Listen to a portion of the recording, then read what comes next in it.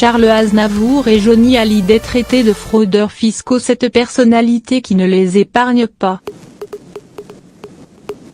Philippe Geluck frappe un nouveau coup.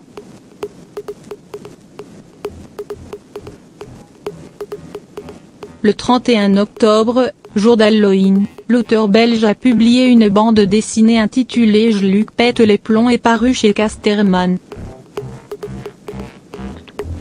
Afin de promouvoir son ouvrage, le créateur du chat a accepté de se livrer à Vanity Fair.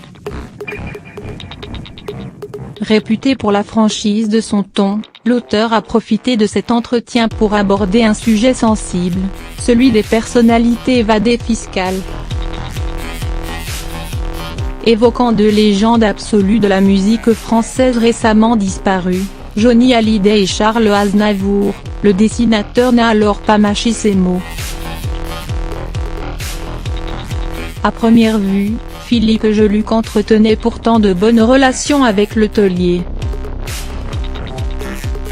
Il paraît qu'il se faisait offrir le chat chaque année pour Noël, révèle-t-il d'ailleurs au sujet de Johnny Hallyday.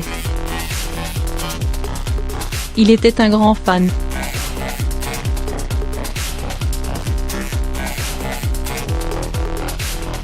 Il a toujours été adorable avec moi.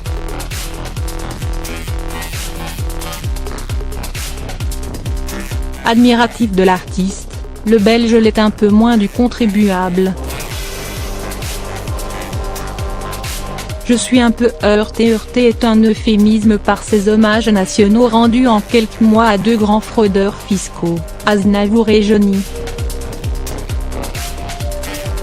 Le dessinateur a du mal à réconcilier les cérémonies du 5 décembre 2017 et du 1er octobre 2018 avec les agissements supposés des deux stars et la politique affichée par le gouvernement.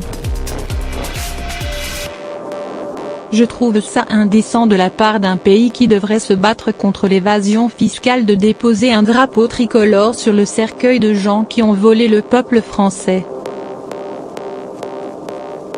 Des mots forts qui rappellent au public que Johnny Hallyday a en effet été visé par plus d'un redressement fiscal au cours de sa carrière, tandis que Charles Aznavour a lui été accusé d'avoir placé une partie de sa fortune dans une holding située au Luxembourg.